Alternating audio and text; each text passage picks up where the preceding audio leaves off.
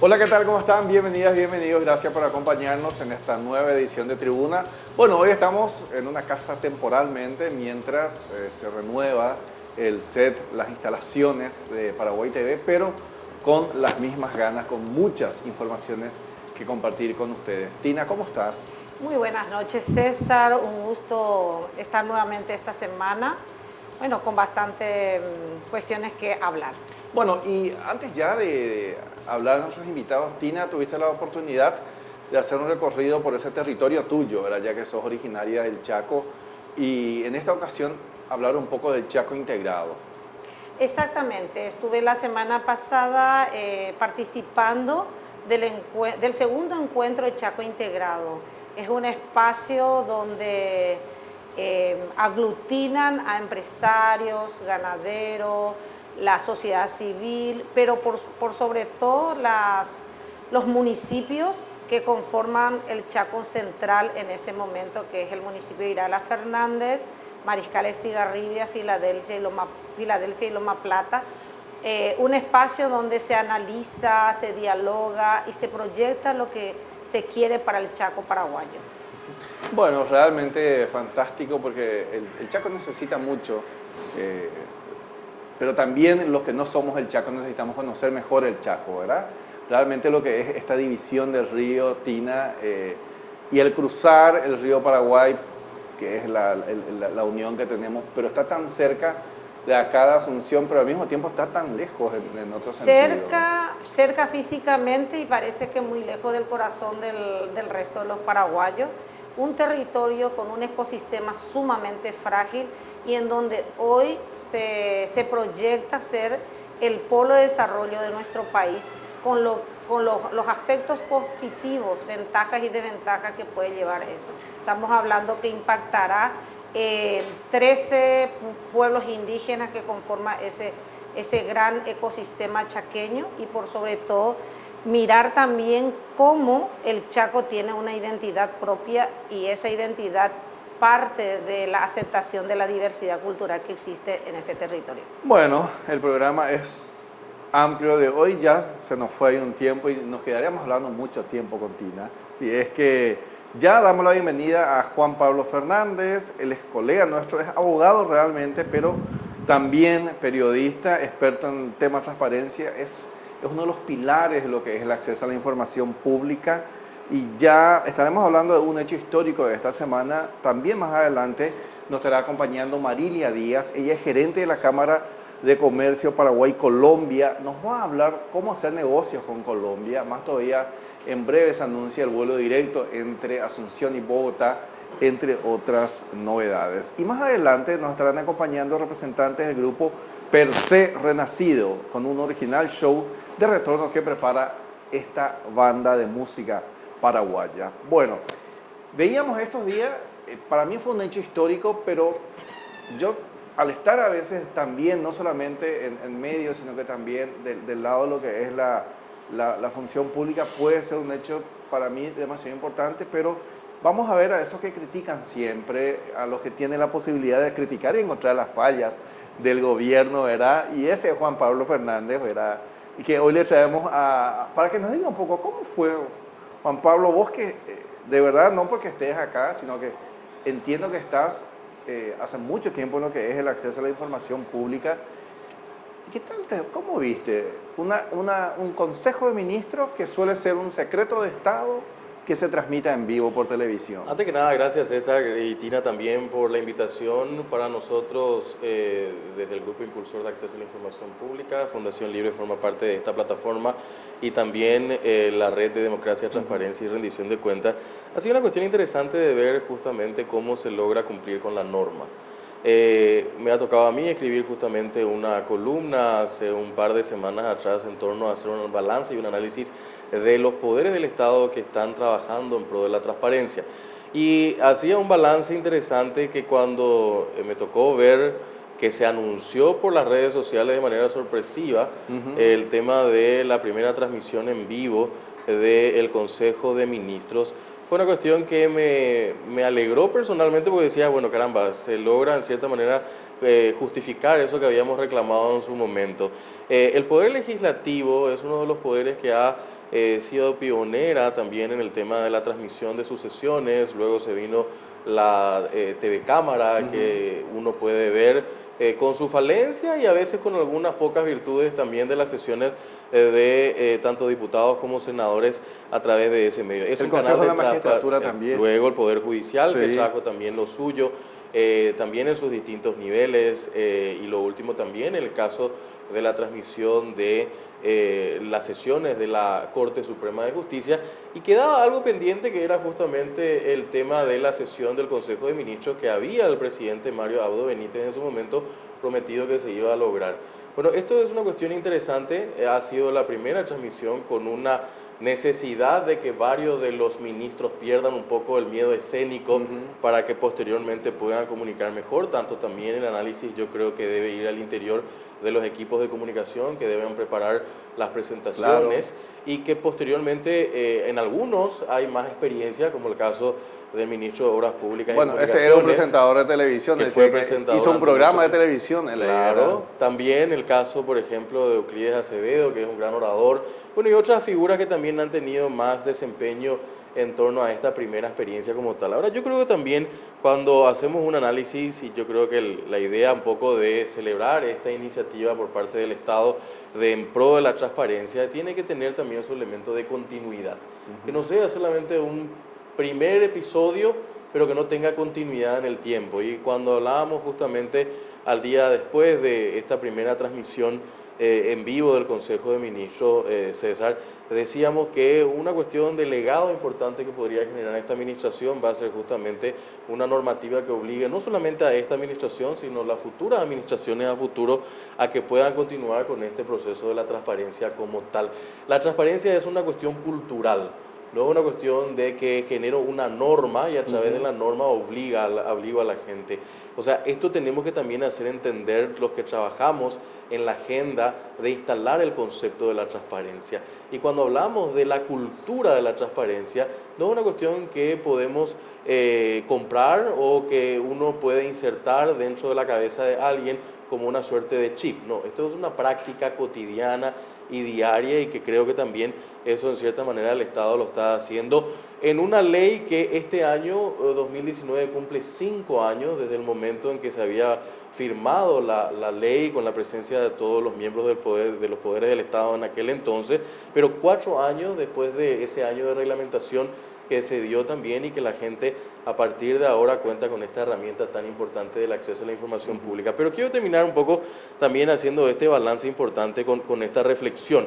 Me tocó hablar justamente en la semana con el representante del Poder Ejecutivo para el Consejo de la Reforma de todo lo que es el ámbito penal en nuestra legislación, el doctor Conahueter, y decía él, tenemos todos estos canales, pero me sorprende a mí cada vez que hacemos una revisión de cuánta gente mira estas sesiones, y nos pasa a veces de 20 personas. Entonces, reclamamos la transparencia también, en cierta manera, y esto hago una autocrítica desde la sociedad civil, César, pero cuando tenemos la herramienta a veces no la utilizamos como deberíamos. Claro. No estamos haciendo, no estamos juzgando, no estamos participando, ¿verdad? Y yo creo que ese también es una interpelación que tenemos que hacernos nosotros al interior, y que esto se vaya, porque es un proceso también de docencia. O sea, yo creo que también aquí tenemos que trabajar todos los que en cierta manera tenemos una capacidad de poder transmitir conocimiento, cualquiera sea el nivel, desde una escuela primaria, secundaria, universitaria, desde los medios de comunicación, o incluso en las familias mismas, entender de que tenemos estas herramientas, pero tenemos que enseñarle a la gente cómo usar esta herramienta para que les sea de provecho posteriormente. Una cuestión de tener acceso a información que manejan los ministros no es una cuestión menor. Los ministros de las carteras de un poder del Estado, en este caso del Ejecutivo, manejan informaciones muy importantes, o sea, de primer nivel. Cuando uno tiene acceso a poder escuchar lo que plantea un ministro en una sesión, me imagino que justamente tenemos la capacidad de tener esa información de primera mano, porque son los que manejan mejor los datos, porque son los que pueden justamente contar las verdades como pasan al interior del Estado, ven las falencias, ven las virtudes. Bueno, y eso hay que capitalizar también en su momento. Por eso creo que esto que se dio en esta semana y en el balance que hacemos aquí en Tribuna César, es algo muy, pero muy importante y que marca un hito histórico en la transparencia de nuestro país. Hablando un poco de cómo es el tema de la participación de la ciudadanía en este tipo de sesiones, hablabas de la baja participación. Ahora, ¿cuál es la experiencia en otros países en este tema para poder generar participación? Y justamente esta semana yo creo que también a nivel internacional marca algo interesante. Este conocido empresario de las redes sociales, Mark Zuckerberg, tuvo que ir de vuelta a una audiencia pública y eso fue televisado por el canal público, por las redes sociales. O sea, el concepto de la cultura de la transparencia en otros países está mucho más avanzado, ya es una cuestión normal. A nosotros nos sigue sorprendiendo porque durante tanto tiempo, y en este año 2019 también cumplimos 30 años de la democracia, durante 30 años nos ha costado romper ese concepto de la opacidad, del oscurantismo, de yo administro la cosa pública y lo administro como yo quiero. Entonces, también para nosotros es sorprendente, pero en otros países, Tina, yo creo que ya están mucho más avanzados, ya es una cuestión normal.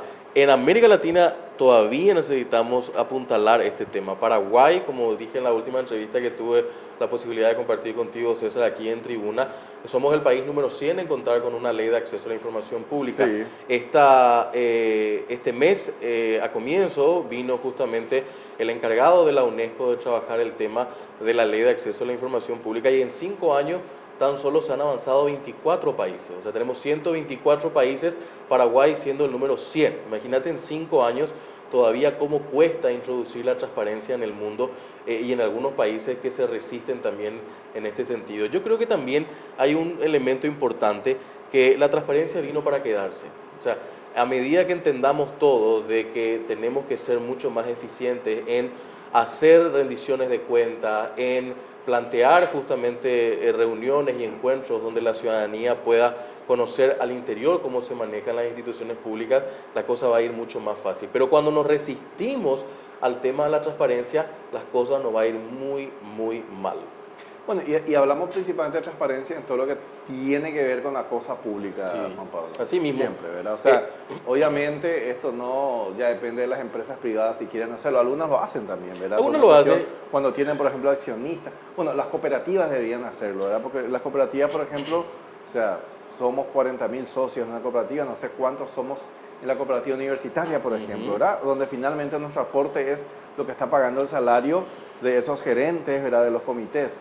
Y ahí yo creo que también implica un activismo mucho más fuerte también de los socios, que son en realidad los verdaderos protagonistas y los accionistas, como estás diciendo en este caso. Pero ahí vuelvo al punto central que cuando me toca hablar, y lo hago de manera muy apasionada porque creo mucho en esta causa, César, es el tema del compromiso que yo tengo, esté en un cargo público o esté en el sector privado, pero en realidad más ese compromiso como ciudadano. Cómo yo impacto desde mi pequeño grano de arena que puedo hacer en solicitar un pedido de acceso a la información pública y cómo voy cambiando justamente el esquema de lo que puede significar un bien para todos. Cuando yo hago un pedido de acceso a la información pública y quiero saber, por ejemplo, cuántas camas existen disponibles en una dependencia de salud, César, estoy haciendo un favor interesantísimo a toda la ciudadanía. ¿Por qué me tienen que limitar a mí saber cuántas camas están disponibles en un centro asistencial de salud? Esa es información pública. Y si no sabe, está administrando mal el recurso. ¿Cómo no va a saber? Por eso, pero es salvar vidas. Sí. O sea, el hecho del concepto de la transparencia tiene que ir mucho más allá de saber cuánto gana un funcionario público. El hecho del concepto de la transparencia tiene que ser justamente el hecho de conocer cómo se administran esos elementos para una mejor educación, un mejor servicio de salud, mejores accesos, por ejemplo, a los pueblos originarios. O sea, esos son cuestiones importantes también que pueden servir en su momento de utilizar bien la herramienta de la transparencia. Bueno, una limitación sigue siendo contar con bases de datos centralizados. Ese es un problema que hace que muchas veces las instituciones se vean limitadas para poder exponer las informaciones. César, y vos sabés que lo que dice Tina no es una cosa menor, y para el análisis justamente de la teleaudiencia, no podemos hacer efectiva una ley de acceso a la información pública si no hacemos una revisión de nuestra ley de archivo. Acá nosotros tenemos que entrar en una etapa y en una fase importante que ojalá que el gobierno de esta administración actual puedan pesar los cimientos de una revisión al interior de la ley de archivo. Porque no se sanciona si es que se queman los archivos, si es que se pierden. Acá hay, por ejemplo, nosotros el próximo año vamos a estar en miras a elecciones municipales. Hay intendentes y hay gobernadores que se llevan los códigos de las páginas web, de las redes sociales, se llevan los archivos. Entonces, si no tenemos archivos, si no tenemos memoria, claro, no podemos hacer efectiva una ley de acceso a la información pública. Bueno, en líneas generales, entonces podemos hablar de que, bueno, también hablaste de que es cultura, ¿verdad? De que la cultura de transparencia también es una cuestión cultural y